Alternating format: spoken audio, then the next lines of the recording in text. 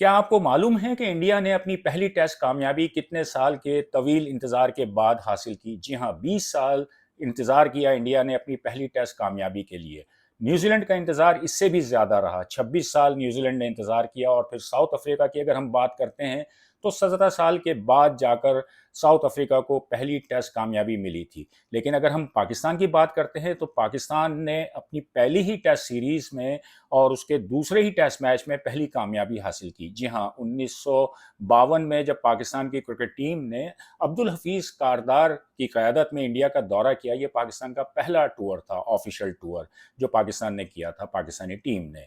Delhi test match میں پاکستان کو شکست ہوئی اور لوگ کہنے لگے کہ یہ کیسی ٹیم ہے جو یہاں آئی ہے، اور یہ ساری باتیں ہو رہی تھیں۔ لیکن پھر پاکستان نے اگلے ہی ٹیسٹ میچ میں جو لکھنؤ میں کھیلا گیا، حساب بے باک کر دیا تھا۔ آج 26 اکتوبر ہے۔ جی ہاں، ایک ایسی تاریخ جو ہمیشہ پاکستان کی کرکٹ ہسٹری میں یاد رکھی جاتی ہے کہ آج ہی کے دن یعنی 26 اکتوبر 1952 کو پاکستان نے لکھنؤ ٹیسٹ میچ میں اننگز اور 43 رن سے کامیابی حاصل کی تھی۔ لکھنؤ ٹیسٹ سے جڑے کئی دلچسپ واقعات موجود ہیں، تو ان میں کچھ ایسے واقعات بھی ہیں کہ جو لوگ بہت سے واقعات جو ہیں ان کی نظروں سے اوجھل ہیں، ان کو نہیں پتہ ان واقعات کے بارے میں۔ تو کیا خیال ہے آج ہم انہی دلچسپ واقعات کا ذکر نہ کر لیں؟ جب پاکستان کی کرکٹ ٹیم دہلی میں کھیلے گئے پہلے ٹیسٹ میچ میں شکست سے دوچار ہوئی دہلی کے فیروز شاہ کوٹلہ گراؤنڈ پر، تو وہاں مسز اندرا گاندھی بھی موجود تھیں، جو اپنے والد جو اس وقت انڈیا کے پرائم منسٹر تھے جواہر لال نہرو، ان کے ساتھ وہ میچ دیکھنے آئی تھیں۔ بلکہ جواہر لال نہرو کا جو انٹروڈکشن ہوا تھا، دونوں ٹیموں سے ان کو ملوایا گیا تھا، دونوں ٹیموں کا تعارف کروایا گیا تھا۔ تو اس موقع پر جو ہے ایک دلچسپ واقعہ پیش آیا تھا جو فضل محمود کے ساتھ ہوا تھا۔ جب فضل محمود اندرا گاندھی کے قریب سے گزرے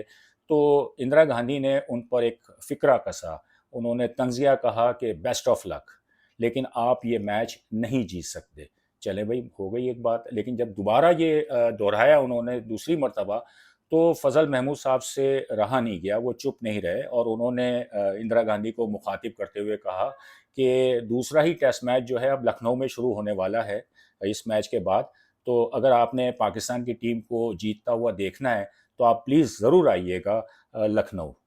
یہ تو سبھی جانتے ہیں کہ لکھنؤ ٹیسٹ کی اس تاریخی جیت کے دو مرکزی کردار تھے۔ جی ہاں، نذر محمد اور فضل محمود، اور دونوں جگری دوست تھے، لاہوری دوست تھے، ایک ساتھ کھیلنے جاتے تھے بائیسیکل پہ، اور جب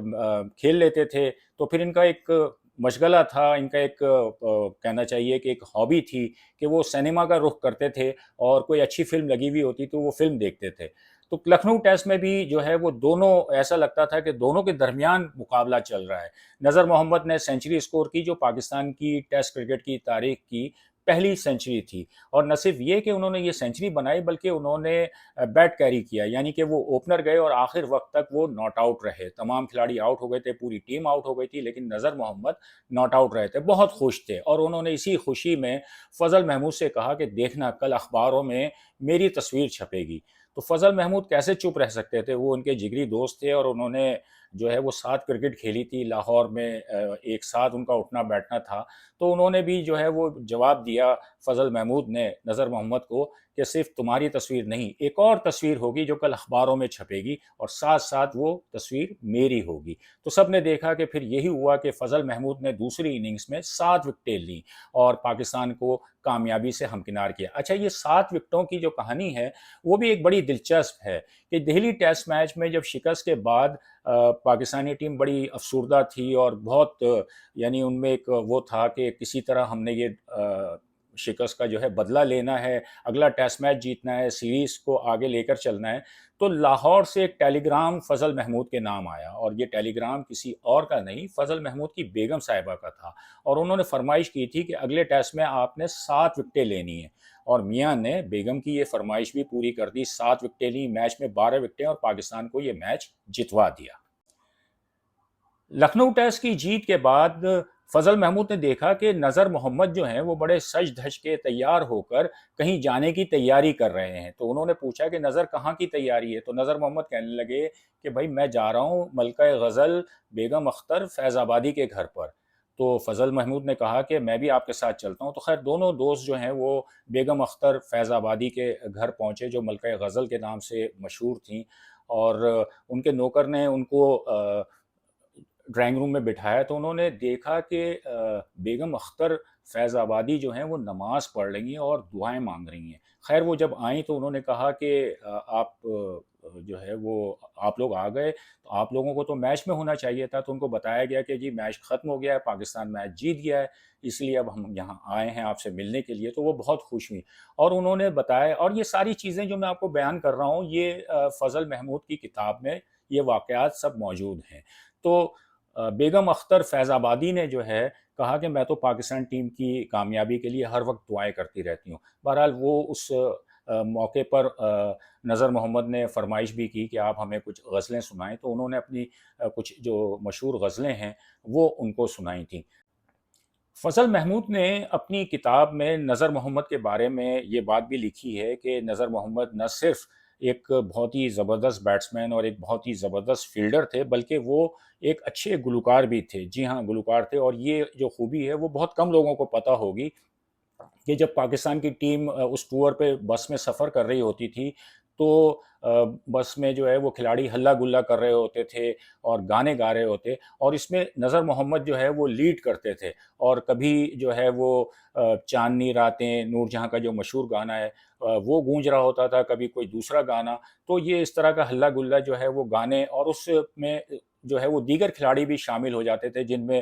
مقصود احمد اور فضل محمود وغیرہ تھے. تو وہ بھی جو ہے وہ نظر محمد کے ساتھ جو ہے وہ مل کر جو ہے وہ گانا شروع کر دیتے تھے. تو یہ بڑی دلچسپ جو ہے وہ صورتحال رہتی تھی پاکستان کی ٹیم کی بس میں کہ خوشگوار لمحات ہوتے تھے، کھلاڑی انجوائے کرتے ہوئے جو ہے میچ کھیلنے جا رہے ہیں، میچ کے بعد واپس آ رہے ہیں، کہیں دوسری جگہ جا رہے ہیں، تو وہ ایک ایک لمحے سے جو ہے وہ انجوائے کر رہے ہوتے تھے. اور ایک اور واقعہ جو ہے وہ نظر محمد کا وہ بھی بڑا مشہور ہے کہ ممبئی میں ایک تقریب میں پاکستانی کھلاڑی مدعو تھے، تو وہاں مشہور سنگر طلعت محمود کو بھی مدعو کیا گیا تھا، وہ بھی وہاں موجود تھے اور انہوں نے اپنے مشہور جو گانے ہیں غزلیں ہیں وہ سنائیں. اور جب وقفہ ہوا تو کسی نے فرمائش کر دی کہ نظر محمد صاحب یہاں موجود ہیں، نظر محمد صاحب کچھ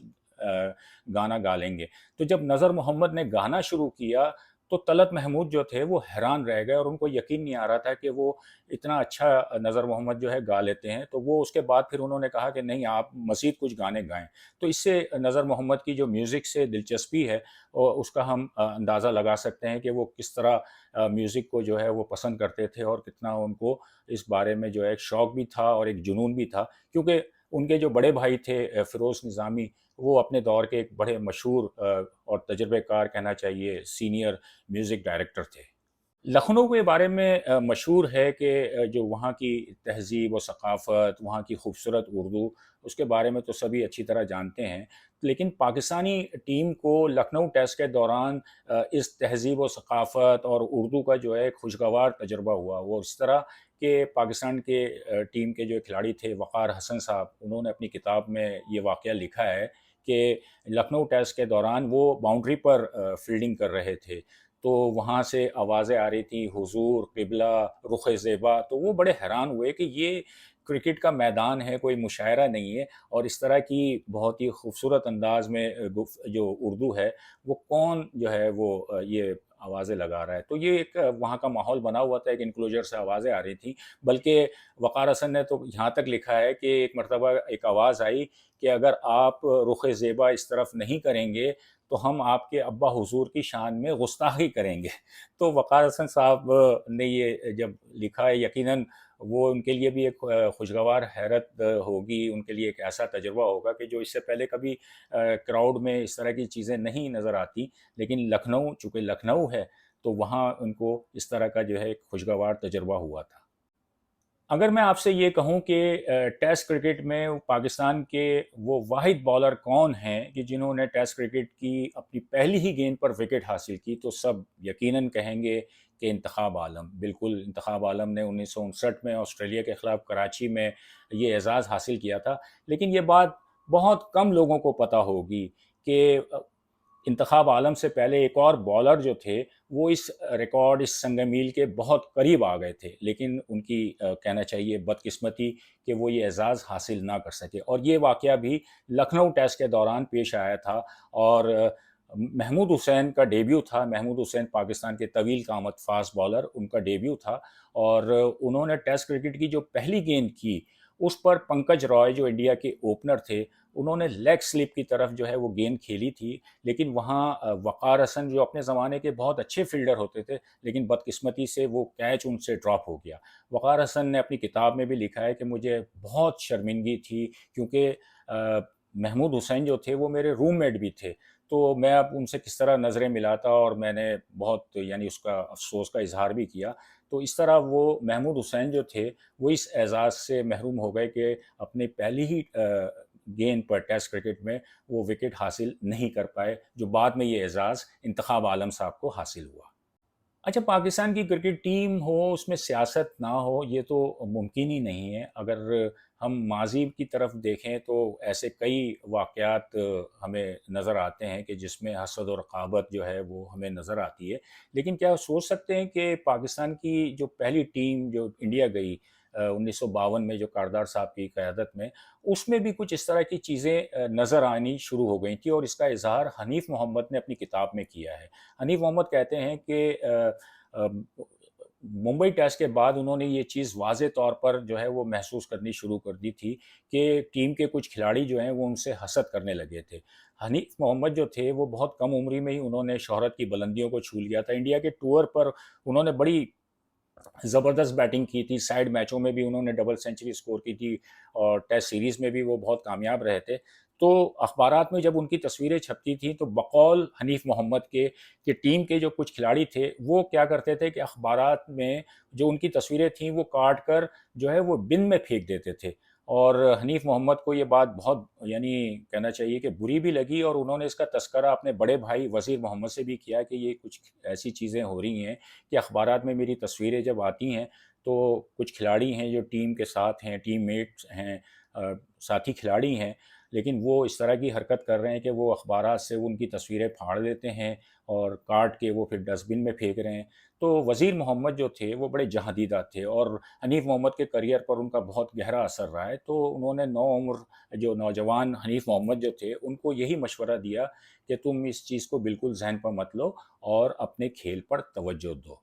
پاکستانی ٹیم کے کپتان عبدالحفیظ کاردار جو ہے انہوں نے لکھا ہے کہ اس ٹور پہ